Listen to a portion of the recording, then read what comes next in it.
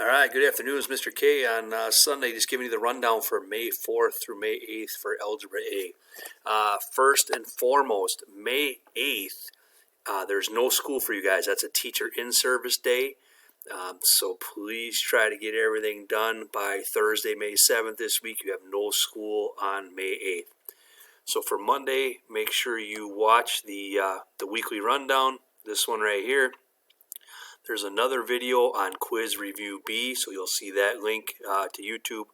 That'll go through the quiz review and get you started on that. Go ahead and start on that. On Tuesday, we will have a live help session at 2 o'clock. Again, you can use the Advanced Algebra access code AA Kosenki. We'll get you into that. We will start on Google Meets at 2 o'clock. Wednesday, your quiz review is due, so make sure you get that done. It's due by 7 p.m. on Wednesday. Make sure that you email that to Mr. Stuvey. I will post the quiz on Wednesday afternoon, so quiz B on section 4.2. You can start it Wednesday afternoon if you'd like.